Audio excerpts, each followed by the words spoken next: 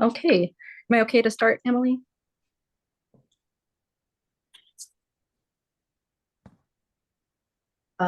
Yes.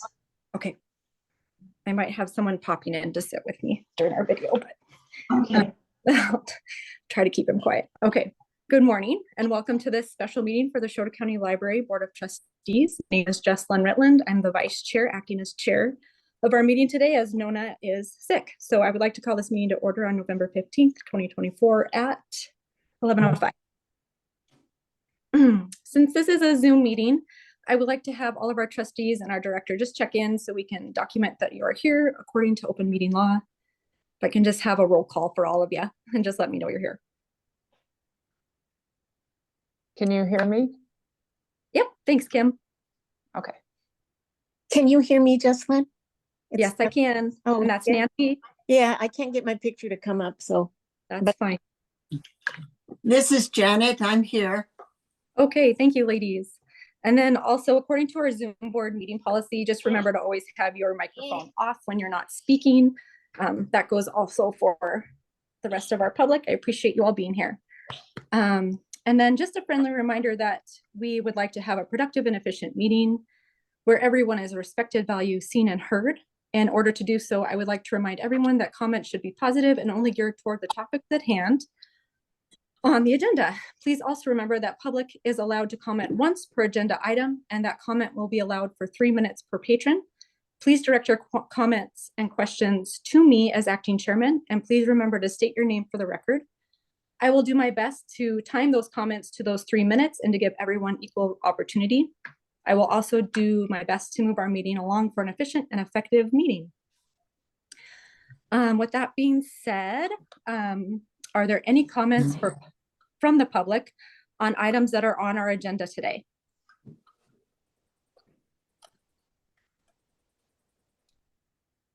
Okay, any at all?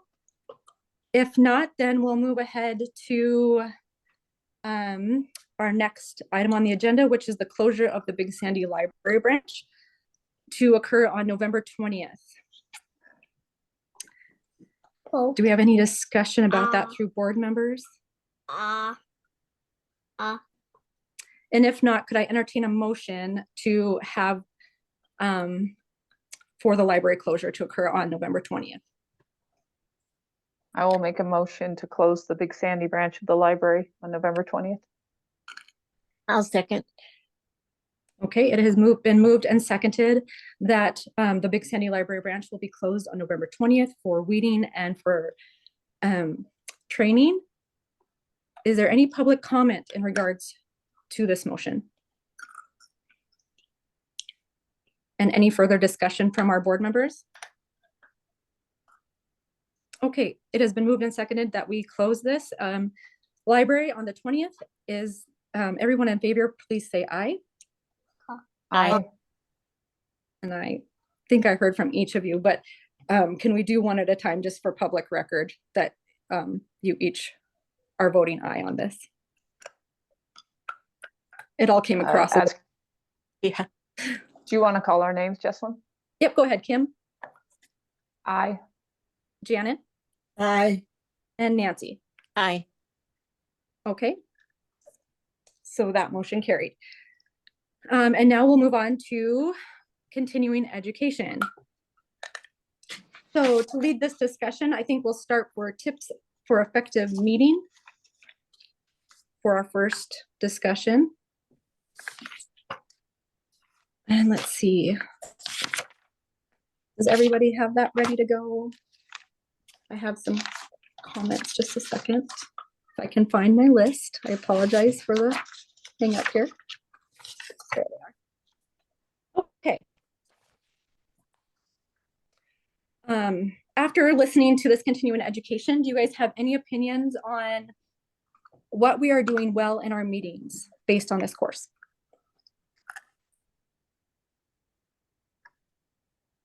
I'd say we get the agenda out well in advance, so everyone's on board.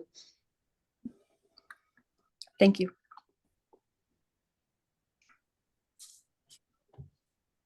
Anything else? And how about what do you think that we could improve upon as as a board in general for making our meetings more effective as a group. I don't think we do the best job of hearing from all board members. I think those of us, myself included, that are more talkative tend to monopolize the conversation. Yeah, and that might be something that we can talk about with our chairman to help effectively call on people more often. It's not always easy to want to voice all the time either. Were there anything that you guys liked or disliked about our information that we were given in regards to this?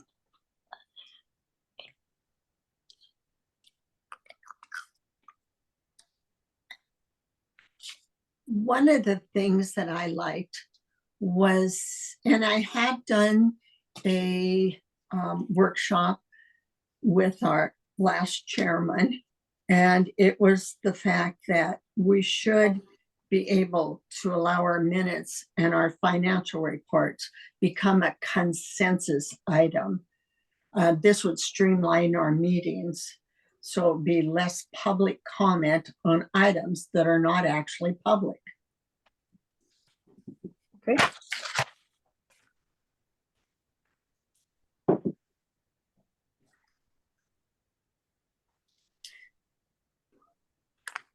This could be put on the agenda for the next meeting. Sure. We could table that and put that on, yep.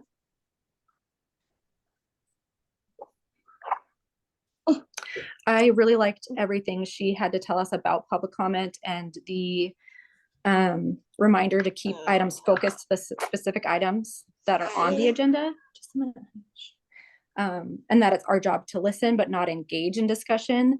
And then we discuss as a board versus discussing with our patrons on the issues that they bring up.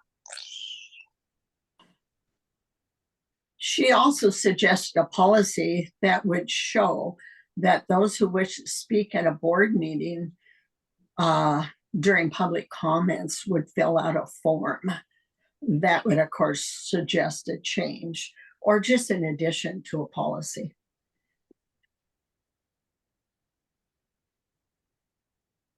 So when we were initially working on public comment and I was working with Tracy Cook, this would be a question for Coley is here on Zoom from the state. I don't know if it would be for Coley or later for one of the other consultants, but that having a form, because we did have that policy in place and it was recommended that we do not have that because it adds another layer that may interfere with public participation. Not that I'm not open to exploring it. That was just the advice that I got at that. Could you say again what you said about interfering? What would it interfere with, Emily? I'm sorry. It just adds another layer, basically of bureaucracy to go through. Okay. And interfere with. Yeah. Okay, thank you. I just couldn't. Yep.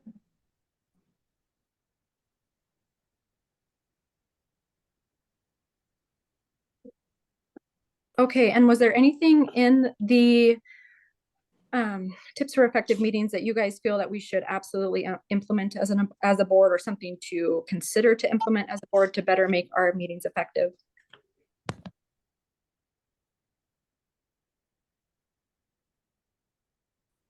One thing that I would like to see, and we have kind of discussed it in theory before, but and through my evaluations, but the ground rules for listening and not interrupting, have that be more of a formal, it doesn't have to be a policy. That was one thing that I liked in her video, and she talked about reviewing that when new board members come on. And so then the whole board gets that reminder and new board members are made aware.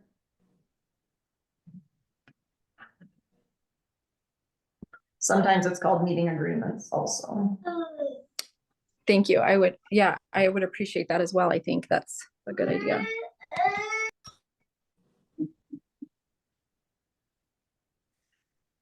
There is one other thing that said that we are to remember that the meetings are held before the public, but not necessarily a public meeting.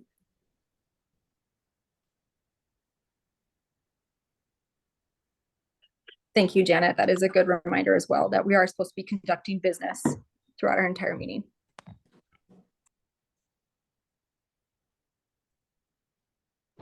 Was there anything else, ladies, that you had? Nancy, I know you had trouble getting onto the videos, but do you have anything to add in regards to how our meetings could be more effective as board members? No, not really. I think we do need to be careful about not interrupting each other. But I think we are pretty respectful as we go through our meetings, and I think we stick to our agenda well.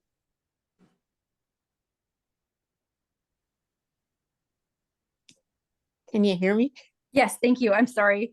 I was fumbling with my mute button. I appreciate you ladies all taking the time to watch these videos. I really do think it's helpful to have these discussions as a board and to know better what each are thinking in regards to our meetings. And even though it's just a tip, it's a little bit of what information. I do feel like the more we do this together, the more efficient we can be as a board as a whole.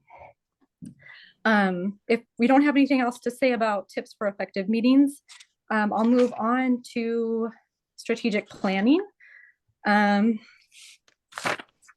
regards to that, did anybody catch what she said about whose fundamental duty is strategic planning?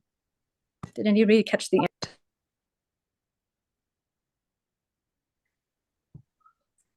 It said that the board needs to meet with the director and the board needs to approve the plans.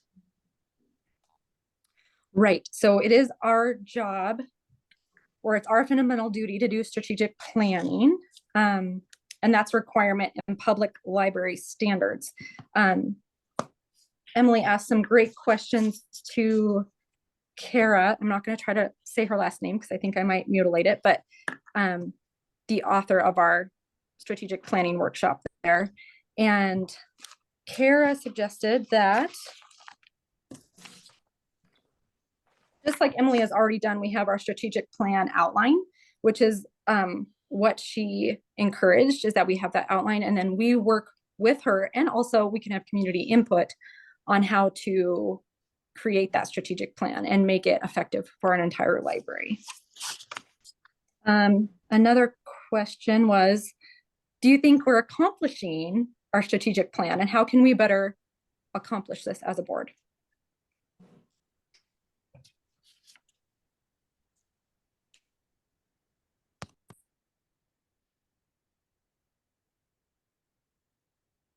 Well, we have to get it in place first.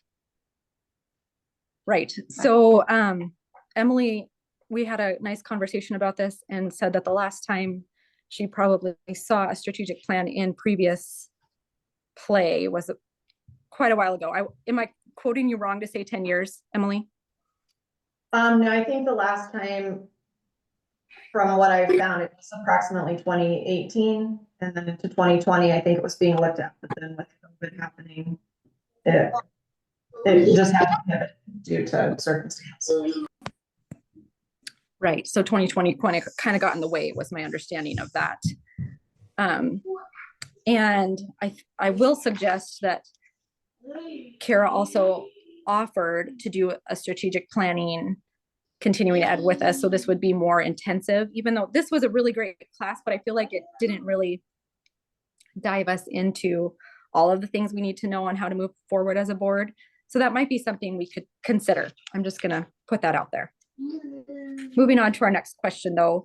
Does anybody have any recommendations on how this information would be beneficial to us in implementing a strategic plan?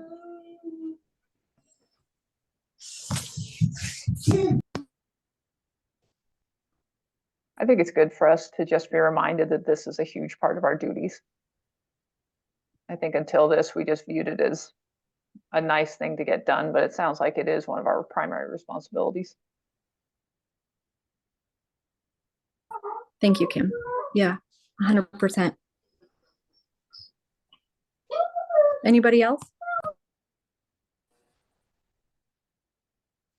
I like the way she used the word smart to be specific, measurable, achievable, realistic, and bound. So, and it also talked about the date range being between 3 and 5 years and limit it to 3 to 5 goals. And then evaluate and decide whether it's a need or a want. I appreciated that too, Janet. It was a good outline, I felt, on how, or to help us move forward and how to help develop that strategic plan for sure.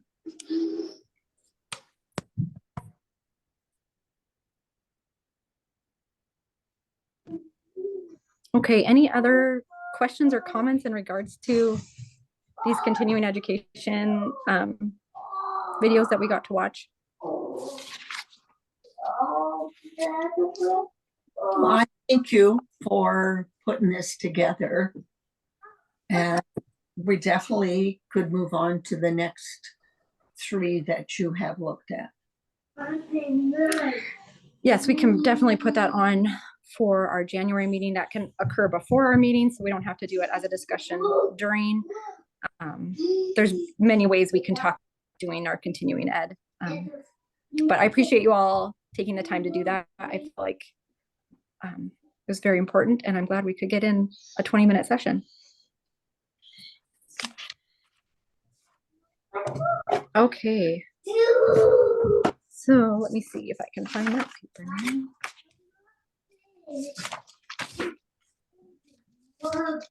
Sorry, ladies, just give me a second. I think our next is, can't find my agenda. Public comment for items that are not on the agenda. Is there any public comment?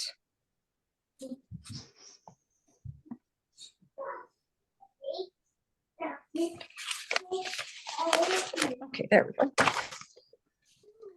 All right, seeing that there's no public comment, I'll just remind us that our next meeting will be January 22nd at in 2025. We'll be in Fort Benton, and that will be held at noon. And that should be it. Is there any other things that we want to add, Emily? Nope, thank you all for zooming in today. Yes, thank you. All right, Yes. Jesselyn, thank you for Meeting's running the adjourned. meeting. You did an Yeah, excellent thank you. job. Yep. Thanks, ladies. I appreciate you for participating. Have a great day. Sorry for my little dude in the back making all the noise.